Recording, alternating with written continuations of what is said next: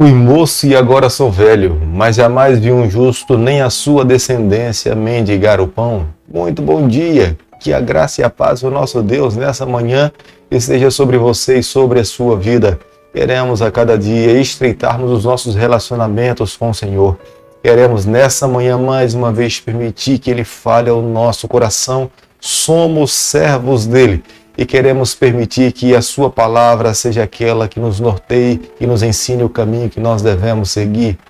A palavra de Deus também nos fala que os anjos do Senhor se acampam ao redor daqueles que o temem e os livra. E nós cremos que nesse momento os anjos do Senhor estão ao nosso redor. Deixo com você também nessa manhã uma parte da palavra do Senhor do livro de Salmo, capítulo 119, o versículo 166, onde o salmista Davi diz o seguinte: espero, Senhor, na tua salvação e cumpra os teus mandamentos. Nós só podemos esperar em salvação se crermos em Jesus Cristo, porque é exclusivamente uma prerrogativa do Senhor. Nenhum ser humano por si só consegue alcançar a salvação. É por isso que precisamos a cada dia manter comunhão com o Eterno. A cada dia nesse canal nós estudamos um capítulo da palavra do Senhor e nessa manhã convido você a ter nas mãos a palavra de Deus no livro de Jó, capítulo 31, o versículo 1 e o versículo 2. Fiz aliança com os meus olhos, como, pois, os fixaria eu numa donzela? Que porção, pois, teria eu do Deus lá de cima, e que herança o Todo-Poderoso desde as alturas? O capítulo que nós estaremos estudando nessa manhã é uma declaração, é uma testemunha clara da vida inocente que Jó vivia diante do Senhor. Aqui nesse capítulo nós encontramos Jó testemunhando a respeito da maneira como ele viveu com o seu Deus. Ele sabia que os seus olhos jamais poderiam se demorar sobre alguma coisa que pudesse destruir a sua ligação com Deus. A sua mente poderia cobiçar algo, mas se ele desviasse rapidamente os seus olhos de algo que ele poderia alimentar sentimentos, que no futuro poderia lhe destruir a sua relação com o seu Senhor, ele então o fazia. E aqui está a prova clara da fidelidade e integridade de Jó. Jó não tinha apenas tomado a decisão de não se envolver em pecados públicos, como o adultério, olhar com um olhar de cobiça para uma moça, mas ele também tinha blindado aquelas ações que poderiam internamente ruir a sua vida com o seu Deus, os seus pensamentos. Como nós podemos ler no versículo 1 do capítulo que nós estamos estudando nessa manhã, o propósito de Jó era manter o seu coração puro diante do seu Deus. Era por isso que ele não poderia olhar para uma moça com pensamentos impuros. Ele sabia que o pecado não apenas se concretizava quando ele agia, mas quando ele também alimentava no seu coração pensamentos impuros a respeito de alguém ou de alguma coisa. Ele tinha plena consciência, por mais que os seus amigos lhe acusassem a respeito de pecados, a razão do seu sofrimento, ele avaliava a sua vida à luz da palavra de Deus e entendia que diante do seu Deus ele estava vivendo uma vida pura. Embora Jó fale no verso 6 a respeito de fidelidade, isso não quer dizer que em nenhum momento ele não tivesse cometido pecado. E isso não quer dizer que ele vivesse uma vida de impecabilidade. Ele se mostrava como qualquer outro ser humano, mas diante de Deus, diante da sua vida com o seu Senhor, ele sabia que o seu sofrimento não era resultado de pecados que ele estivesse acariciado no seu coração. Quando uma pessoa se deixa ser seduzida pelos seus olhos por algo, se trata de um homem por uma mulher, não apenas ficará apenas na sedução, mas todo o restante do seu corpo se dará em destruição. Este era o medo de Jó. Ele sabia que gradativamente, quanto mais ele desse abertura para o pecado iria destruir completamente a sua vida se ele desse abertura. Aqueles que por curiosidade muitas vezes têm uma primeira experiência com a imoralidade, o resultado muitas vezes dessa pessoa é ser destruído por completo. Gradativamente, sorrateiramente, ela toma conta do coração de alguém e vai destruindo até o seu final. No discurso de Jó, ele se mostra conhecedor a respeito da justiça social e a base do seu discurso está fundamentada na criação. É necessário ter compaixão pelas pessoas humildes e pobres desse mundo. Nenhuma autoridade deveria abusar do poder que Deus concede que ela possa ter. Como nós podemos ver no versículo 15, Jó tinha uma visão muito mais ampla a respeito de como Deus via os seres humanos nessa terra.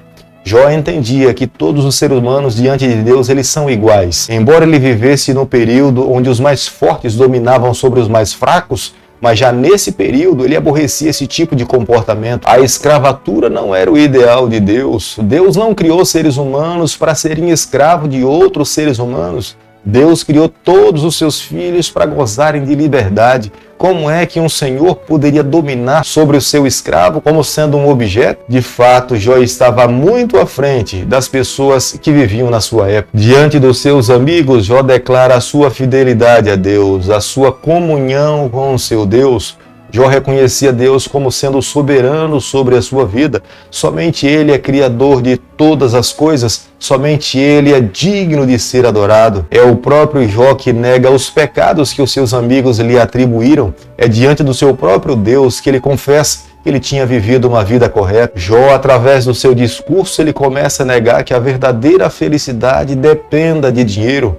Mesmo um ser humano sem ter grandes propriedades ou sem ter grandes valores no banco, ele pode viver uma vida feliz, porque a felicidade daqueles que servem a Deus não está nos bens materiais, mas a felicidade daqueles que servem a Deus está em viver uma vida fiel diante do seu Deus. Há muitas pessoas que vivem nessa terra que se desculpam falando que a riqueza é um bem necessário para que elas possam viver uma vida feliz, mas nesse capítulo Jó nega veementemente que nenhuma pessoa, para ser feliz, deveria receber ou possuir alguma coisa, mas a verdadeira felicidade está em viver em comunhão e em paz com o seu Deus. Jó declarava nesse capítulo, e especificamente no versículo 26, que o único soberano que tinha domínio sobre o seu coração era o seu Deus. Nem o sol, nem a lua, nem as estrelas, nenhum outro ídolo ocupava lugar mais importante no seu coração do que o Deus Criador de todas as coisas. Porque no Oriente Médio, tudo aquilo que refletia luz era passivo de ser adorado. Mas este não era o comportamento de Jó. Os orientais tinham o costume de beijar as mãos como representação de beijar os seus próprios ídolos.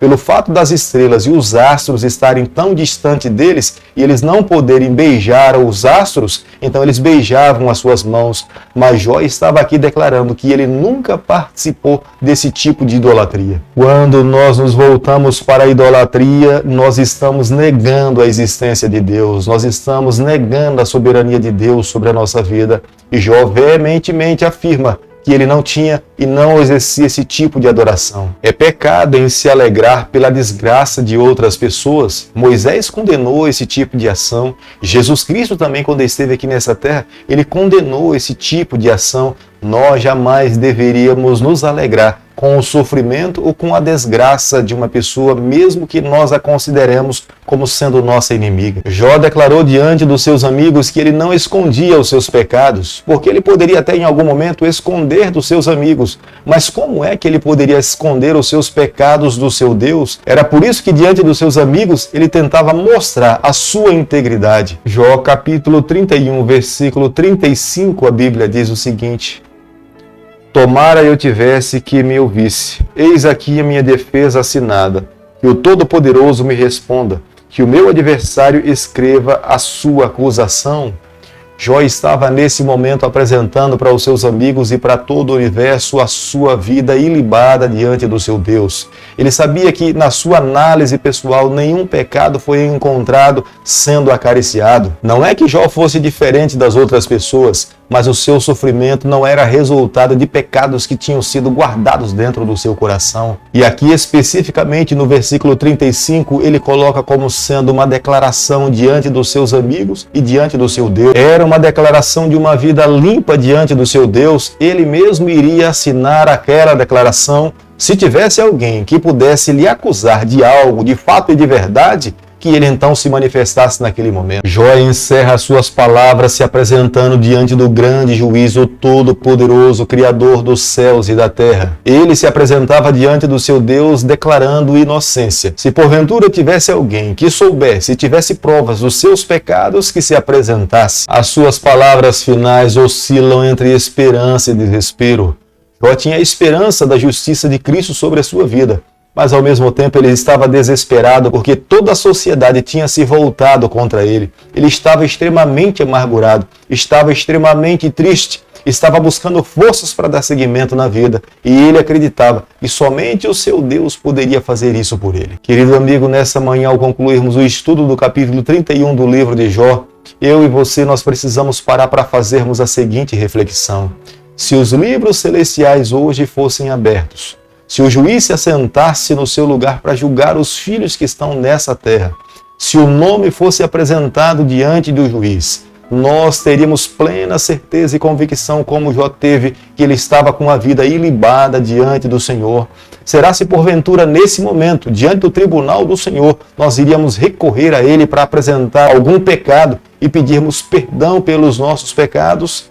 Hoje é o dia que nós precisamos nos voltar para Deus. Hoje é o tempo que o Senhor nos concede de graça para que nós possamos receber o perdão dos nossos pecados. No dia que os livros forem abertos, já não haverá mais oportunidade. Aqueles que estiverem salvos, estarão salvos. E aqueles que estiverem perdidos, estarão perdidos. Portanto, o dia da oportunidade da nossa salvação é o dia que o Senhor nos concede hoje. Portanto, aproveitemos, nos voltemos para o nosso Deus, confessemos as nossas falhas, abandonemos as nossas práticas pecaminosas e peçamos a Deus uma nova oportunidade. E entendamos, e como um pai de amor que ama os seus filhos, ele é o Deus da segunda chance, é o Deus da graça, é o Deus da misericórdia, nos dará a oportunidade para podermos recomeçar.